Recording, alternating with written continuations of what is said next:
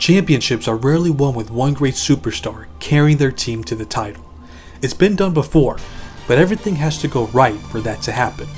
Whether it's facing your opponent that's not at full strength due to injuries, or the best player in the league deciding to try his luck in another sport.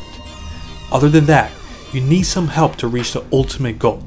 And in some cases, we have seen some all-time great playoff runs from the team's designated costar, aka the second best player on the team. So we're going to give ode to those players and rank the top 10 greatest playoff runs by a costar from a championship winning team. We've already given our respects to the players that were the third star on a championship winning team. And now it's time to put the spotlight on the second star. So let's begin the countdown. At number 10, we'll start with the 2010 playoff run by Pau Gasol. Here are the playoff per game numbers, the finals per game numbers, and the playoff advanced metrics that he produced. I'm not going to beat around the bush here. The reason why he made the list is that his advanced metrics are legendary. It's not only one of the highest marks in league history, but it's the second highest mark out of all the players on the list. His 4.25 playoff win shares are currently the 28th highest mark in NBA history. Think about how impressive that is. There have only been 22 players that have produced a playoff win shares of 4 or higher, and Gasol has done it twice. There's no question that Pau Gasol played a huge role in the Lakers winning back-to-back titles in 2009 and 2010, and the numbers back that up. But his most impressive performance came in 2010. Now during this playoff run for the Lakers, due to the injuries that Kobe Bryant was playing through, there were times where he was struggling with his shot. But even during the times when Kobe was shooting under 40% from the field, they would still find a way to win those games, and a lot of it had to do with Gasol's offensive performance. His efficiency was instrumental in defeating strong defensive teams like the Boston Celtics and the OKC Thunder. In fact, there were a total of 11 games where he shot over 57% from the field. On top of that, his strong interior defense set the tone for the Lakers, who rode their defense to the championship. We also don't want to forget some great moments that Gasol was a part of. That is including this game-winning tip-in that put the Thunder away in Game 6. And then we have his strong Game 7 performance in the finals that erased any doubts if he was tough enough to hold his ground against the Celtics. He finished that game with 19 points on 38% shooting, 18 rebounds, 4 assists, and 2 blocks. The Lakers barely won the title that year, and they needed Gasol to play as great as he did if they were going to win it. He did exactly that, and the immense value that he added to that team allows him to take this spot. At number 9, we have the 1987 playoff run by James Worthy. Here are the numbers that he produced for that postseason. The 1987 Lakers are considered by many as one of the 5 or 3 greatest teams of all time, and James Worthy was a big reason for their success. He was the leading scorer for the Lakers during this playoff run, and there were some instances where James Worthy was the best player on the court. Most notably was his performance in the conference finals against the Seattle Supersonics. He averaged for the series 30.5 points per game on 60% shooting, 5.8 rebounds per game, 2.3 assists per game, and 2.3 steals per game. His play was so good that Tom Chambers admitted this after the series: "There's no forward in the league playing better than James Worthy." You might not be super impressed with Worthy putting up those numbers against a team that finished with a losing record, but check out what Worthy did in the first game of the finals against the defending champions Boston Celtics. He had 33 points on 70% shooting, 10 assists, 9 rebounds, and 2 steals. The Celtics knew very well that Worthy was capable of those type of numbers, and he proved time and time again that he could dominate against anyone. His scoring prowess is nothing new to us, but one aspect of his game that gets overlooked is his defensive abilities, and he proved throughout this playoff run that he was a respectable two-way player. Take for example the job he did on Tom Chambers in the conference finals. He contained him to 18.3 points per game on 42% shooting. Then in the finals, he has gotten a lot of recognition for the superb individual defense that he displayed against Larry Bird. For the series, Bird averaged 44% from the field, which is 8% lower than what he averaged in the regular season. This was just a complete all-around effort by James Worthy. His extremely efficient scoring, along with his ability to guard effectively the other team's best player, secures him a spot on this list. At number 8, we have the 2018 playoff run by Steph Curry. Here are the numbers that he produced for that postseason. Let's keep in mind that he missed the first round series against the San Antonio Spurs, and he missed the first game of the semifinal series against the New Orleans Pelicans. So that was a major factor for me placing him in this spot. But he played a total of 15 games, so I think that's enough for him to enter the top 10. With that out the way, we can talk about his actual play. It's very difficult for two players on a championship team to average over 25 points per game for the duration of the playoffs. I think many of you would be surprised to know how rare it actually is. So when it happens, you got to give those players the credit they deserve. The numbers that you saw on the screen are very impressive, considering the fact that it came from the team's second scoring option. That in itself is something we shouldn't take lightly, even if there isn't that one game or moment that sticks out from this postseason, other than the 9 3-pointers that he made in Game 2 of the Finals, which is a record. But the one thing that Curry was during this playoff run was timely. When he went on a shooting slump from deep in the first 2 games of the conference finals against the Houston Rockets, he had a huge 35-point performance in Game 3. That includes scoring 17 points on a perfect 7-7 shooting in the third quarter. And when the Warriors had a double-digit deficit in Game 7 going into halftime, he opens up the third quarter by scoring 14 points on 5 of 6 shooting. He also made 4 3-pointers during that period. He finished that game with a near triple-double, as he had 27 points, 10 assists, 9 rebounds, and 4 steals.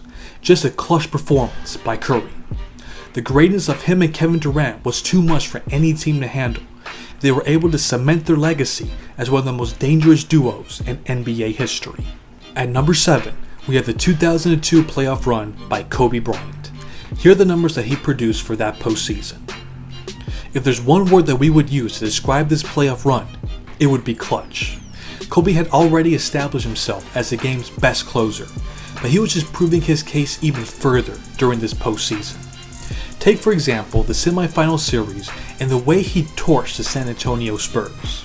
In Game 1, Kobe hurt his knee early in the fourth quarter, but came back with about 4.5 minutes left in the game. He ended up making the biggest shot of the contest that put the Spurs away. Then in Game 3, Kobe went a perfect 5 of 5 from the field and scored 11 points in the fourth quarter. Once the Spurs took the lead during that period, Kobe went to work, and the Spurs were not able to keep up with him. In the following game, Kobe scored the Lakers' last 8 points of the contest, including this game-winning play with 5 seconds remaining. Then he had yet another double-digit scoring fourth quarter on 4-7 shooting in Game 5 that closed out the Spurs that won 58 games during the regular season and had the MVP of the league, Tim Duncan. We also don't want to dismiss his performance in Game 6 of the conference final series against the Sacramento Kings when the Lakers were facing a 3-2 series deficit. In that controversial game, Kobe had 31 points on 50% shooting, 11 rebounds, and 5 assists. And then we have an underrated clutch moment that Kobe had in the finals. In Game 3, with the New Jersey Nets looking to force overtime or win the game, Kobe made this dagger shot that put the game and the series away. He scored a total of 12 points during that final period. It was just one clutch performance after another, and the Lakers needed every last one of them if they wanted to end the season with a three-peat. Aside from all these clutch moments, his 26 points per game average is a big factor to put him on this spot. In fact, it's the 4th highest scoring average on this list. As great as this was, there's still more to come from the Mamba. At number 6, we have the 1986 playoff run by Kevin McHale. Here are the numbers that he produced for that postseason. If you care about what other players have to say about the greatness of their contemporaries, then you should be in awe of Kevin McHale. There are so many players that say outright that he is the most skilled offensive player to ever play the power forward position. If we're talking post players that have the most ways of scoring on you, it's Hakeem Olajuwon and then Kevin McHale. That's what the eyes tell us. And McHale was simply phenomenal during this playoff run. He is a major reason why the 1986 Boston Celtics is considered by many as the greatest team in NBA history. And the reality is, you have to double team this player every time he touches the ball. But then you have to worry about Larry Bird. And then you have to worry about Robert Parrish. Then you had Dennis Johnson. And on top of that, you had the playmaking abilities of Bill Walton. It was just too overwhelming for the opposing teams. So a lot of teams decided to play him straight up, and McHale made them all pay. Take for example the first game of the playoffs when he had 27 points on 10 of 11 shooting against the Chicago Bulls. There was a total of 10 games where he shot over 60% from the field. And we're not talking about shots where he's coming off a pick and roll and scoring off an uncontested alley-oop. We're talking in-your-face shots where the defender is guarding him straight up. It didn't matter because McHale was just too good on the block. And even if you had the quote-unquote greatest modern defensive big man of all time, Hakeem Olajuwon, or the 7'4" center Ralph Sampson guarding him, it didn't matter. He still averaged over 25 points and shot 57% from the field in the finals. We also don't want to dismiss the defensive impact that he had on the floor. We want to highlight the 3 games where he posted over 5 blocks. He did it all during this playoff run. The truth is that he doesn't get brought up enough when talking about the '86 Celtics, but he proved that he was a big reason for their success. At number 5, we have the 1991 playoff run by Scottie Pippen. Here are the numbers that he produced for that postseason. Look at all the ways Pippen contributed to this team. Let's not forget that the Bulls went 15-2 in the playoffs, and the 2 losses that they suffered were due to game-winning shots from the opposing teams. So they were as close as any team to going undefeated in the playoffs. Yes, it's true that Michael Jordan had arguably the greatest playoff run by a player in NBA history. He was the main reason why the Bulls were so dominant. But Pippen was a major factor in why the Bulls took that leap and began their trajectory as the most successful franchise of the modern era. What pops out the most from this playoff run was his all-around performance. He had a total of 9 double-doubles out of the 17 games that he played. One of the games that sticks out that really showcases the value that he brought to the Bulls was Game 1 of the conference finals against the Detroit Pistons. What he did offensively was pretty standard, as he had 18 points, 5 rebounds, and 2 assists. But he dominated on the defensive end, as he finished with 6 steals and 5 blocks. That is only the 3rd time in NBA playoff history that a player was able to record at least 5 steals and 5 blocks in a playoff game. He was just all over the floor as he used his length, strength, and athleticism to create havoc on the floor. Then you have the championship clinching game against the Los Angeles Lakers. He finished with a game-high 32 points on 46% shooting, 13 rebounds, 7 assists, 5 steals, and 1 block. In my opinion, I think this was the greatest game of his career when you consider the circumstances. For one, this is the 3rd highest scoring game of his playoff career. But I also loved the way that he was aggressive on both ends of the floor, and he just asserted his will throughout the game.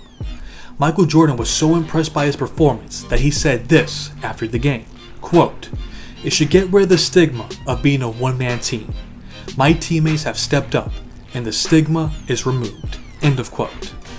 The reality that the Bulls in the 90s were much more than the greatness of MJ, and this playoff run by Pippen is the ultimate example of that. At number 4, we have the 2020 playoff run by Anthony Davis.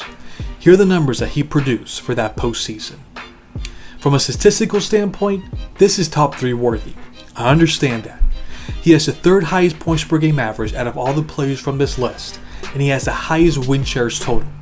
In fact, is not only the 19th highest mark in NBA history, but he's also one of 20 players to have a win share of 4.5 or higher for the postseason.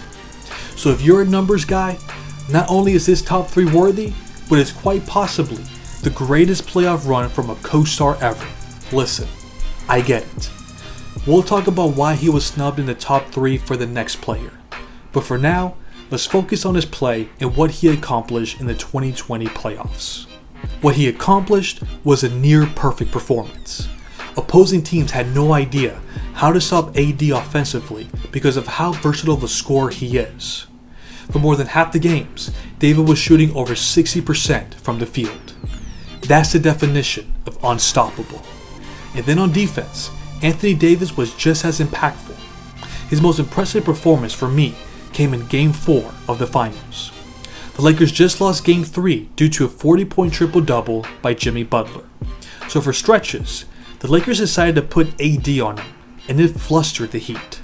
His length and quickness made it hard for Butler to put his stamp on the game, and it was a big reason why the Lakers won that crucial game. But the biggest moment of AD's career came in Game 2 of the Conference Finals against the Denver Nuggets, when he made this three-pointer at the buzzer. For that series, he averaged 31.2 points per game on 54% shooting, and he outplayed the future MVP, Nikola Jokic. At the end of the day, this playoff run validated AD's career. He was so good that for many people, it took to the final game of the finals to decide whether LeBron James deserved to win the Finals MVP or not. That's how good he was playing. Let's not forget that the Lakers went from a team that missed the playoffs the previous year to winning the title the next, and it's because of Anthony Davis. Before we get to the top 3, I would like to remind everyone that I wrote a much more extensive and in-depth analysis of the top 50 greatest playoff runs by a player for my book titled The All-Time Greatest NBA Book. You're not going to find any other book or any other website that goes this deep on the greatest playoff runs in league history. It's something that everyone brings up in the conversation when talking about the greatest players of all time. So I dedicated 2 chapters to discussing that. The links are in the description box for you to purchase the best GOAT book that's out there. Their words, not mine. At number 3, we have the 2016 playoff run by Kyrie Irving. Here are the numbers that he produced for that postseason. So at first glance, you notice a high points per game average. It's over 25 points per game, and we've already established how rare of a feat that is. So his scoring output is a big factor in putting him in the top 3. But it's not just the amount of points that he scored, but the way he was scoring them. If style points were a thing in the NBA, then we would give Kyrie a 10 out of 10. The type of shots that Kyrie was making was just outrageous. His 3-point shooting was on point, as he averaged 44% from the 3. He also looked like a mini Kobe Bryant with the type of shots that he was making at the mid-range. And then the shots that he was making at the rim were just ridiculous. No matter how contorted the shot seemed, he found a way to knock the shot down every single time.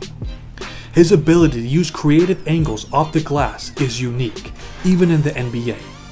So his scoring ability was a big reason why the Cavaliers ended up being one of the most dominant playoff teams in NBA history. But the main reason why he takes this spot was the various clutch performances that he had. We have, for example, his big 3-pointer in Game 4 against the Detroit Pistons that put this series away. We then have his legendary performance in Game 5 of the Finals against the Warriors that was a big reason why the Cavaliers were able to come back from a 3-1 series deficit. He had 41 points on 71% shooting, 6 assists, 3 rebounds, 2 assists, and 1 block. Keep in mind that LeBron James also scored 41 points, which makes them the only pair of teammates in NBA history to score over 40 points in a finals game. When you talk about the greatest playoff runs from a costar, that has to be a huge factor. But the icing on the cake, the cherry on top, that allows us to put him in the top 3 is what he did in arguably the biggest game in NBA history.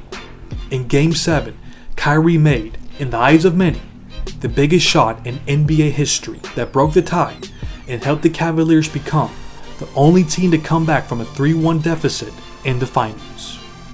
Were his numbers better than Anthony Davis? No, it wasn't. But what he did in the finals was just too big and too legendary to snub him from the top 3. And the fact that AD did that in the bubble, you just can't compare it. Maybe that isn't fair, but that's the harsh reality of that bubble title. Now we get to the only 2 players that made the top 50 greatest playoff runs as a co-star of the team. That's how good their performance was. So at number 2, we have the 2017 playoff run by Steph Curry. Here are the numbers that he produced for that postseason. The 2017 Warriors are arguably the most dominant playoff team in NBA history. They have the highest playoff win percentage, and they are in the top 5 for the highest point differential by a playoff team. And according to the numbers, Curry was the most valuable player for the Warriors in the playoffs. The fact is that Curry played a major role in the Warriors sweeping their way to the finals. There's no question that Curry's best game of this playoff run was Game 1 of the conference finals against the Spurs. The Warriors were down by 20 points in the third quarter, and Curry was the main reason why the Warriors were able to come back to win the game. He went 4-6 from the 3 in that period, and he scored 19 points. He was able to have one of his patented self-runs. Then Curry scored 7 points over the final minute and 47 of the game to help the Warriors complete one of the greatest comebacks in playoff history. He ended that game with 40 points on 54% shooting. Then in the finals against the Cavaliers, Curry was able to have one of the finest all-around performances of his career. That was topped off with his Game 2 performance when he recorded his first triple-double in the playoffs. He finished with 32 points on 41% shooting, 11 assists, and 10 rebounds. He became only the third guard since Magic Johnson to record a triple-double in the finals. Jason Kidd and Rajon Rondo were the other players that accomplished that feat. In most cases, the numbers that Curry put up would be good enough to win Finals MVP, but Durant was playing out of his mind during that series. With those two players playing at that level, it was nearly impossible to beat this team. But when you had the MVP of the league the previous year being demoted to a costar, well, what else would you expect? At the number 1 spot, we have the 2001 playoff run by Kobe Bryant. Here are the numbers that he produced for that postseason. This is the highest points per game average out of all the players on this list. Kobe also averaged a playoff career high in rebounds and assists. We're talking about the greatest all-around performance of Kobe's career. But check out how his numbers compare against Shaq. He averaged 30.4 points per game during that playoff run. So Kobe averaged just 1 point less than Shaq did. They were so close to being the only pair of teammates to average 30 points per game while winning the title. And if you look at their advanced metrics, Kobe had a higher win shares, value over replacement player rating, and the same box plus minus. I've made fun of people who claim that Shaq carried Kobe before, but this specific playoff run really exposes how stupid of a take that is. For example, after Shaq went King Kong for the first 2 games of the semifinal series against the Sacramento Kings, Kobe went on to have a 15-point fourth quarter on a perfect 4-4 shooting to close out the Kings in Game 3. And then he went on to have a career night to keep the Lakers' winning streak alive. He scored 48 points on 52% shooting and pulled down a playoff career high 16 rebounds. Then in the following game against the best team in the league, the Spurs, he scored 45 points on 54% shooting and pulled down 10 rebounds. Keep in mind that the Spurs were the best defensive team in the league. They had the best defensive rating, the second best opponent's field goal percentage, and the third best opponent's points per game. But during this series, Kobe averaged 33.3 points per game on 51% shooting, 7 rebounds per game, and 7 assists per game. Those numbers are extremely impressive. We're talking about Kobe being unquestionably the best player in the series, with Shaq and Duncan both in the prime of their careers. That's how good Kobe was playing. If you want more proof of that, here's what Phil Jackson said about Kobe after Game 3. Quote, "I've always held the bar up very high for Kobe. He's not only reached that bar, but he's jumping over the top right now. I think it's the best that I've ever seen a player of mine play with an overall court game." End of quote. And yes, he was also including Michael Jordan. What more can we say about that? The 2001 Lakers are the most dominant playoff team in NBA history when you look at their overall record, point differential, and strength of schedule. They would have never accomplished what they did if it wasn't for the way Shaq and Kobe were playing. It's the greatest we've ever seen from a co-star. Was his finals performance subpar compared to how he was playing? Yes, that's true. But that doesn't take away from his legendary performance against top-tier opponents on their road to the title. It's going to be hard for any player to top what he accomplished in 2001. Well, that's all for today. Thanks for watching the video. Till next time.